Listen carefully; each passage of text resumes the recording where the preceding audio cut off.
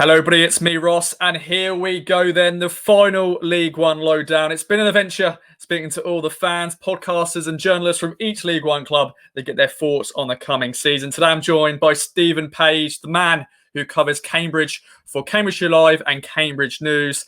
Stephen, welcome to League One, and let us know. Introduce yourself. All things Cambridge.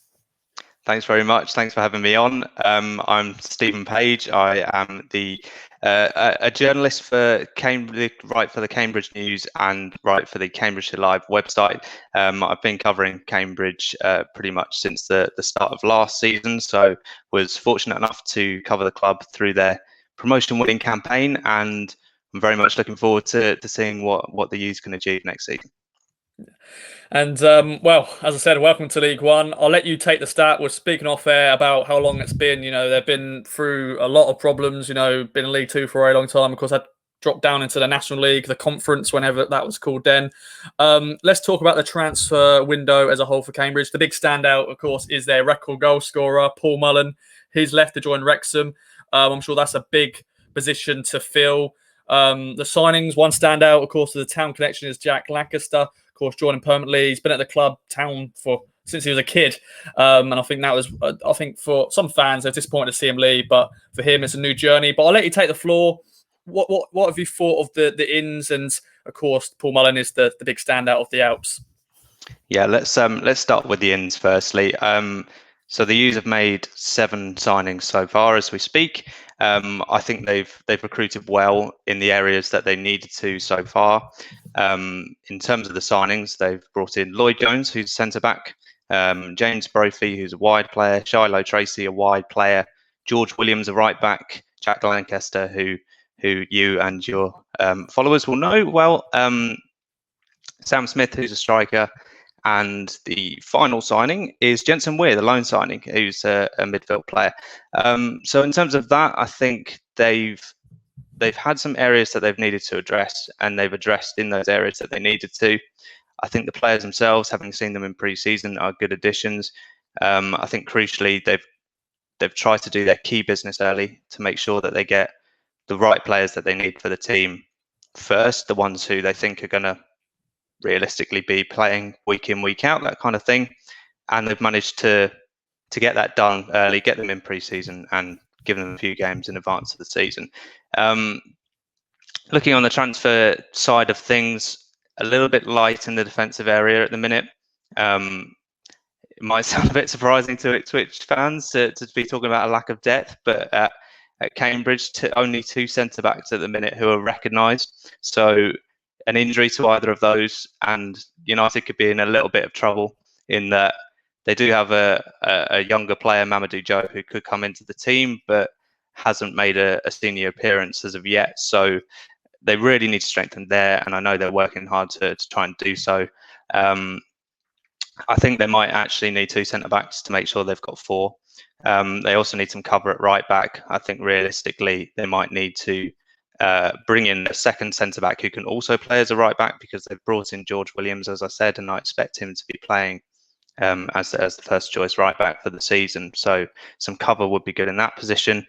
To talk a little bit about Jack Lancaster, it's actually quite interesting on that front.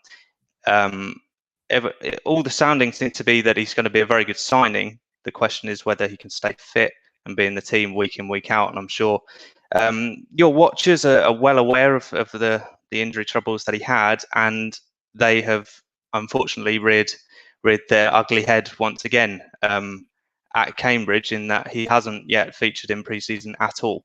He had a knee injury at the back end of last season, we're told, and he suffered a setback in training from that. So crucially, if he comes back, I'm sure he'll be a very good signing, but we're yet to see him as Cambridge United to see what he can do. But I'm sure if he can get fit and flying, he'll be an excellent addition.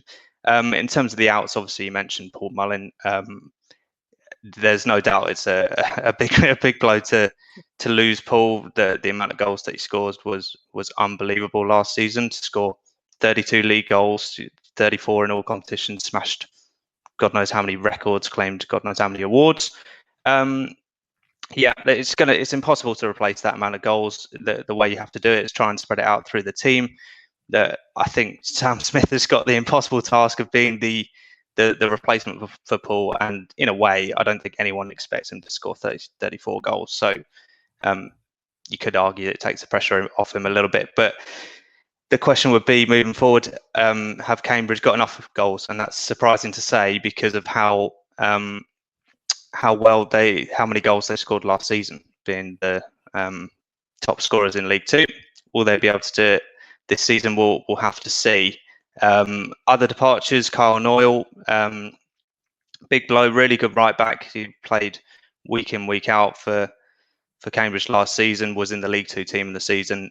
Really disappointed to lose him, and Luke Cannon as well, who was perhaps seen as a more of a squad player this season moving forward, but again, one that the U's wanted to keep and weren't able to do so, dropping down and sign for Colchester United. So most of the business is done, or a fair chunk of it, and just a little bit to do to top it up ahead of the new season. Well, let's talk about this season in League One. It's going to be the biggest competitive season in this division for a very long time. It's going to be wide open, all the big teams in there. I'll let you chuck the stat on about how long it's been since Cambridge has been in League One. It's been a while, but for yourself, what do you think Cambridge do? It was said that they're going to be probably favourites to go down, but do you think they can challenge to stay up? And what's your feelings on that? So to give you a bit of background, it's 19 years since Cambridge were last in League One, so a long time. It was actually called Division Two at the time, so that gives you a perspective of how long it's been. Cambridge come into League One off the back of a number of seasons of being in mid-table in League Two and not really threatening the promotion places. Last season was somewhat out of the blue in that they took the league by storm and went right up to the top of the table and stayed there pretty much throughout the season. So, in a sense, a bit of an unknown quantity. The fact that they dropped into the conference many years ago as well. So, going into unknown territory, but also a side who are a little bit unpredictable in that respect, given that they have had a terrific season last season. They go into a league with, in a way, no pressure because everyone will look at Cambridge and say they're one of the four sides to go back down.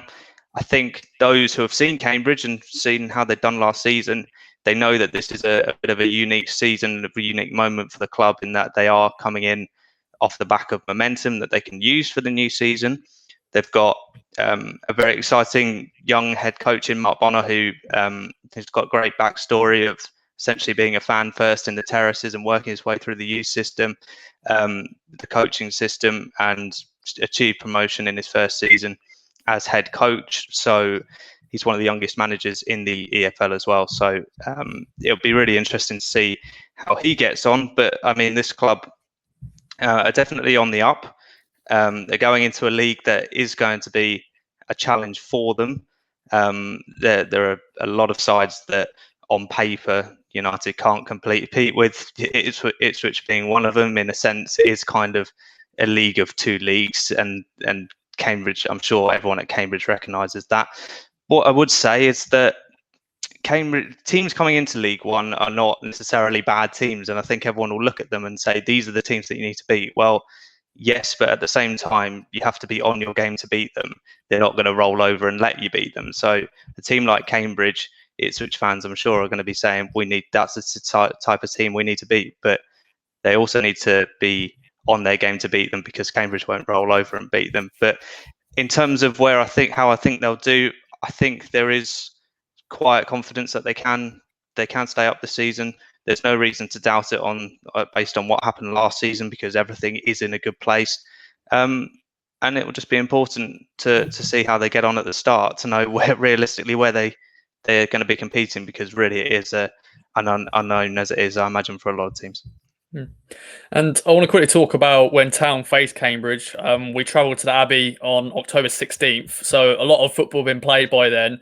But what can fans expect from a Cambridge side? I know they lost the goals of Paul Mullen, but what sort of football does Mark Bonner play, and which other players should we look out for? I know they've got a very good goalkeeper in Mintov in goal, the Bulgarian, and I'll let you take the floor. Any other players that we should watch out for? And I'm sure that is going to be a great away day. A lot of fans will look forward to that. It's going to be a golden ticket because, of course, the away end there isn't so big, but it is also a away a day that a lot of fans enjoy. So take the floor. Yeah, I think that's a good place to start on that. It's one of the games that, from a Cambridge point of view, you'll look out in the calendar, and in a way, from Ipswich as well, in that the away end will be bouncing, and it'll be the task of Cambridge fans to make the home end bouncing as well. It's one of those where you're going to see a real stark contrast from last season being behind closed doors, where you just missed all of that emotion, from that to going pretty much full pelt in the. That's a game that you really look at and go, let's have that as close to sold out as possible, because it would be a really good game, and I'm sure it's going to be a great occasion. In terms of what Ipswich fans can expect from Cambridge, I think it's difficult to say, because it could be argued that Cambridge will go a little bit more defensive to play some sides who have got more quality than them, such as Ipswich. So, speaking right now, I'd say that's probably the way that Cambridge will go. They are very defensively solid. That was a very good trait that they had last season. Difficult to break down, willing to give other sides possession and be happy in that, and be able to counter-attack from it. They wouldn't be surprised to see the game go like that. In terms of formations, they're starting to switch up a little bit. It was more of a 4-4-2 initially at the start of last season, moved to a for more of a diamond kind of Christmas tree formation. Now it's looking more like a 4-2-3-1. The obvious man to look out for, Wes Hoolahan. I'm sure your fans know very well about him.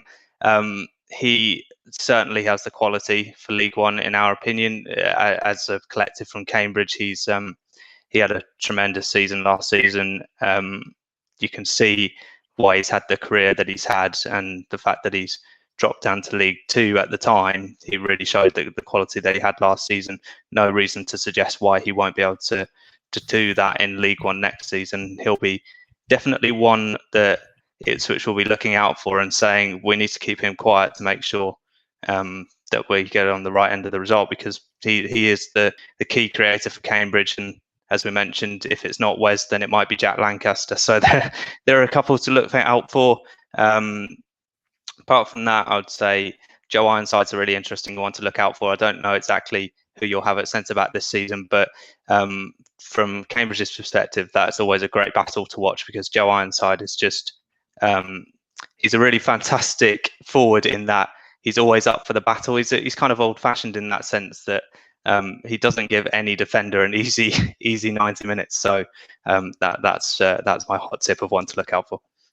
Okay, as you mentioned Wes, I bet he will score. That's always that's the big story of the game. For the build up, the previews, everyone's going to be talking about that. So hopefully we can stop him scoring. Let's talk about Ipswich Town's transfer business then. As an outsider's point of view, this is our third year in League One. We've got new owners. Paul Cook's first full season in charge. The transfer business has been very impressive. For fans, very happy. They're excited because we've actually signed players for once. What's your thoughts on the signings, and would you put us up there? Well, firstly, to pick up on the point about the signings, it's a little bit difficult from someone from Cambridge's perspective to look at the Ipswich signings. It is kind of it is that league of two leagues respect, in that they're going for a quality of player that Cambridge just can't attract. Cambridge very much oriented on free transfers and things like that, and Ipswich are seeming to strengthen their side in a really good way. Obviously got new owners. Couple of standout kind of signings that I have seen. Raheem Harper looks like he's one of those. He's a younger player, isn't he? Looks like he could have a lot of potential moving forward.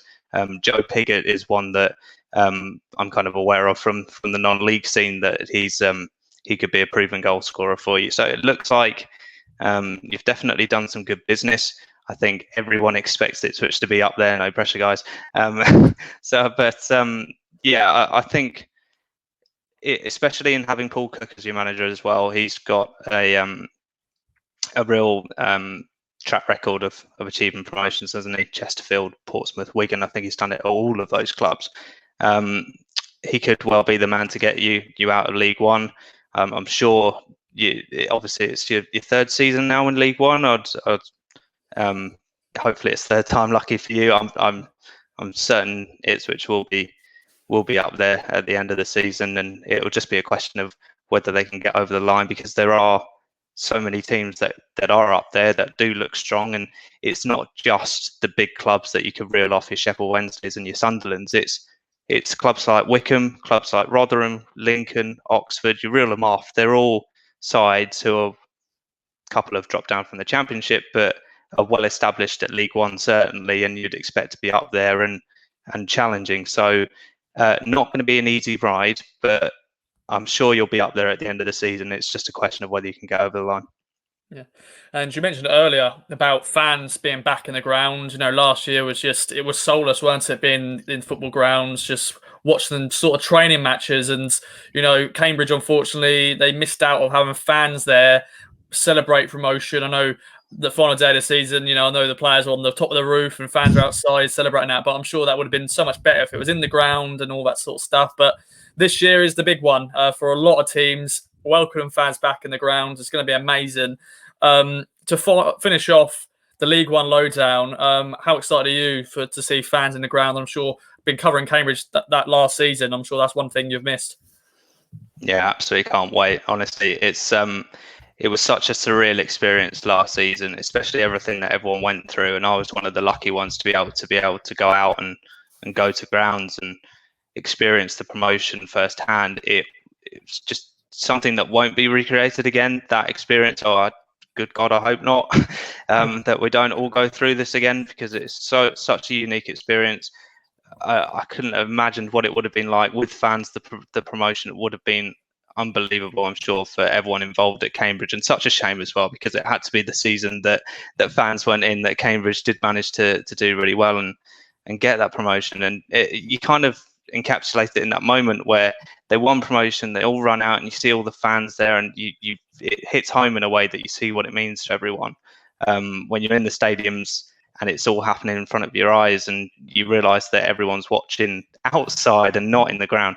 So yeah, to have fans back, it's going to be fantastic. I really hope everyone's looking forward to getting back into stadiums.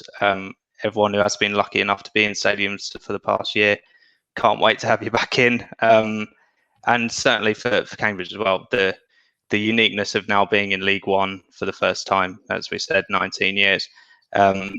It's kind of great that fans are going to come back in for that. Hopefully the Abbey will be as full as possible throughout the season, because the club deserve it because of how well they did last season. And from a personal perspective, I can't wait to cover Cambridge this season, going to all the grounds that there are some clubs in League Two that just can't match the experience of going to Sunderland, Sheffield Wednesday, or even yourself. So I can't. Very much looking forward to going to Portman Road and being in the press box there, definitely. So yeah, I can't wait. Yeah, I'm sure it's an improvement from the other press boxes in League Two. Some of them are very small. But Stephen, it's been a pleasure. Thank you very much for joining me. Anything else you'd like to add before we wrap up? No, I think I'm very happy. I wish you all the best for the season. Hope you guys do well. Definitely. I'm Sam. I've got a soft spot for Cambridge because I've got family who live there. So I'm looking forward to travelling back to the Abbey. It's been a while. But there we go then. The League One lowdown is done and dusted for this season. It's going to be an exciting one in League One. Fans are back. And let's see what happens. Anyways, I've been Ross, and I'll see you in the next video. Bye-bye for now.